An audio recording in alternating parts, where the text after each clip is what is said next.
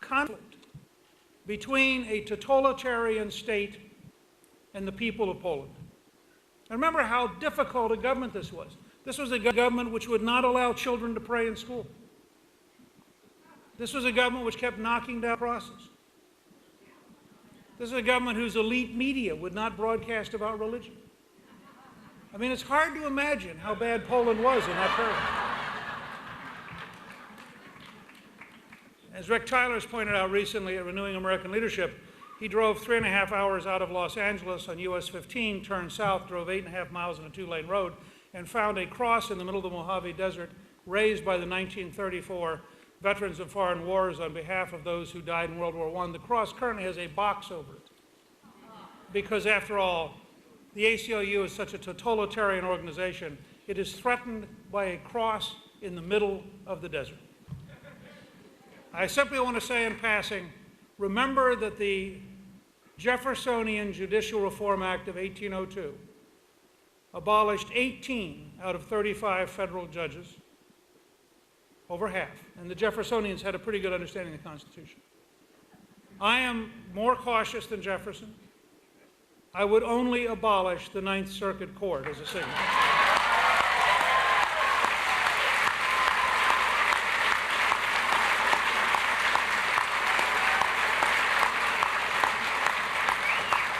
So as the Polish people were struggling with the Soviet Empire, they came up with the slogan, 2 + 2 = 4. They printed it up, they put it in signs, they put it in the front door. And the Soviets knew it was somehow treasonous, but they couldn't. I mean, how do you walk in a store and say, you can't have 2 + 2 = 4 in the window?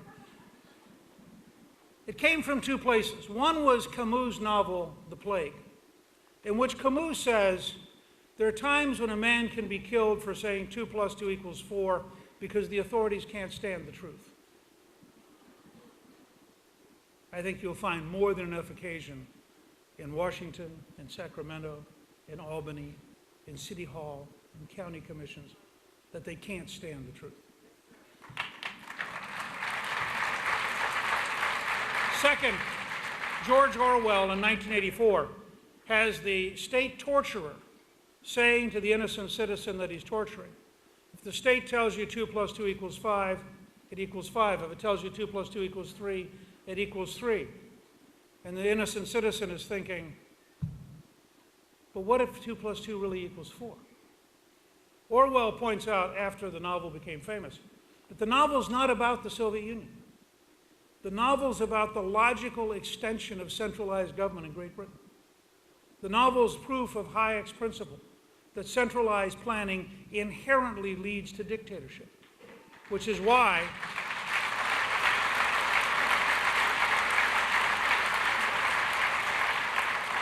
having a secular socialist machine try to impose government-run health care in this country is such a significant step away from freedom and away from liberty and towards a government-dominated society. And unless anybody tells you that we exaggerate, go to page 25 and 26 of the Pelosi version of the 4,500 pages. She did 2,000 and Reid did 2,500, but after all, Reid had to bribe so many people, he kept adding pages. The Pelosi version, page 25 and 26 says, in dealing with high-risk pools, if the Secretary of Health and Human Services discovers she's running out of money, that she has the power unilaterally by herself to reduce benefits, raise premiums, or establish waiting lists. Now, anybody who says to you, this was not a step towards bureaucratic control of America hasn't read the bill or is telling you a lie. The fact is, these bills, these 4,500 pages, were among the worst legislation ever to leave the U.S. House and the U.S. Senate.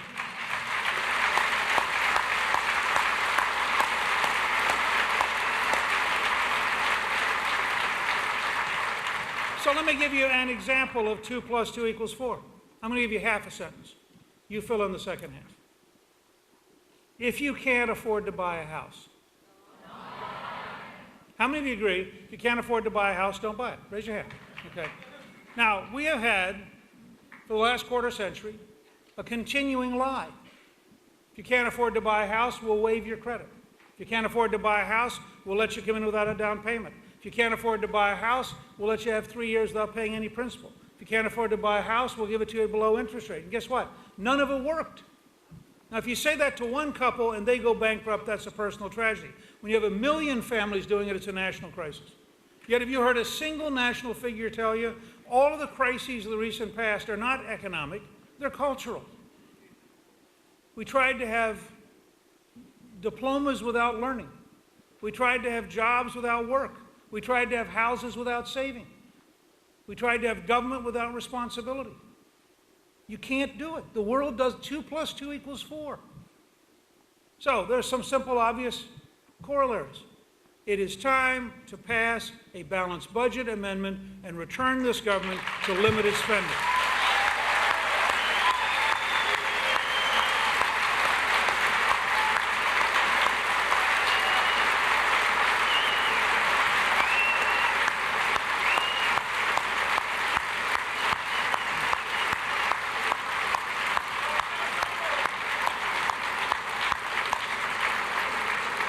And let me remind anyone who challenges you on this.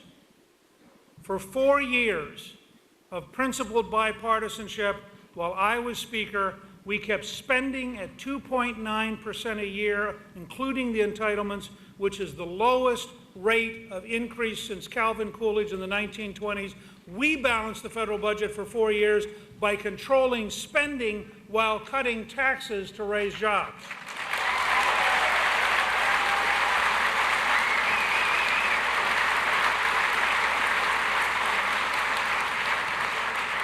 Let me say a second example of 2 + 2 = 4. In the middle of a recession, no tax increase is justified because it kills jobs, and any tax increase is a job-killing measure and should be defeated.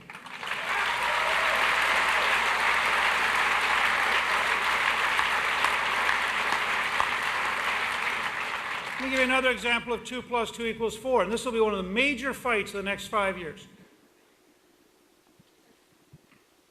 The time has come to tell the truth about the corruption of the government employee unions in this country.